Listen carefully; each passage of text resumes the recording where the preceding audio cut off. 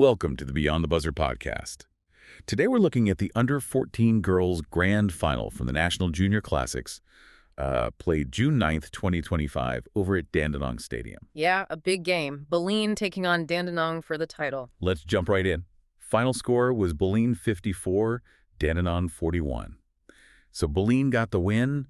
How did it unfold? Seemed like they started well. They really did. That first quarter, Bulleen, they came out strong, great defensive pressure, really moving the ball well. Who stood out early for them? Well, you saw Elliott-Steele and Kelertas Williams making plays. They got finishes at the rim, hit some free throws, and, pushed out to a 14-7 lead. And Dandenong, a bit slow out of the gates. A little bit, yeah. But they didn't fold. Olivia McLelland, Zofia Zruchowski, they got a couple of important buckets late in the first just to keep things within reach. Okay, so heading into the second, Dandenong find their feet. They definitely improved. The second quarter was much better for Dandenong. Elliott-Steele got going. McLelland was finding some gaps. They put some scores on the board. Right, they tied the quarter, didn't they? 15-15. It felt like Dandenong was maybe gaining some momentum, but Bulleen just had answers. Their depth showed up. Yeah, I think so. Elliott-Steele knocked down a big three-pointer.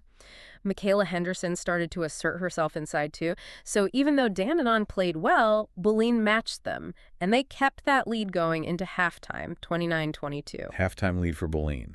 Then the third quarter. Sounds like that was pivotal. That was the one. Bulleen just exploded. They really pushed the pace. Mikaela Henderson was, dominant inside, scoring, drawing fouls. Unstoppable in the paint. Pretty much. And others chipped in, too. Indy Xanthalakis hit a three. Sarah Hopwood scored. It felt like everyone contributed to stretching that lead. What was Dandenong doing? Still fighting? Oh, absolutely. They never quit. Sibylle McPherson hit a three. Interleague hit one, too. They were scoring, but the problem was they just couldn't get enough stops defensively. Uh-oh. So Bulleen wins that quarter 18-13, and suddenly the lead's out to 12 points, 47-35, going into the fourth. Right, a double-digit lead heading into the final quarter.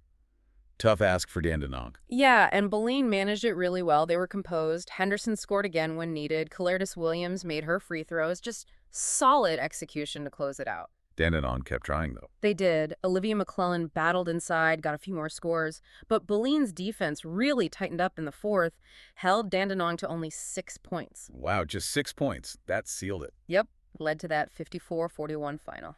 Okay, let's talk key players. For Bulleen, Mikaela Henderson sounds like the clear standout. Definitely. Dominant inside, especially in that third quarter, and made big plays late. But it wasn't just her. Right, you mentioned others. Elliott-Steele, her shooting and energy were vital. Kelertas Williams, just steady, drawing fouls, controlling things. A real team effort. And on the Dandenong side, Olivia McLelland seemed consistent. She was their main scorer inside, yeah. Battled all game. Alicia Interleague had that strong third quarter, really showed a fight.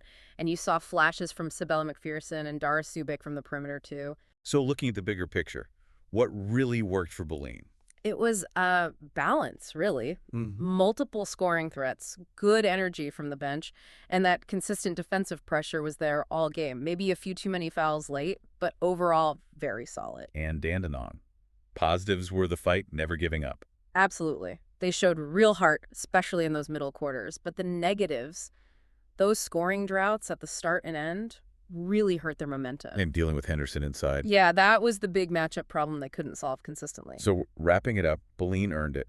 Balance, energy, execution, and a star player stepping up, but also the whole team contributing. Exactly. Dandenong showed spirit, but just couldn't match that consistency or depth across the four quarters. It really shows how important that full team performance is in a grand final. A great display from both teams, really. Thanks, everyone, for listening to the Beyond the Buzzer podcast. So here's something to think about. If you're Dandenong's coach, who do you build around going into next season? And what's your very first focus at training?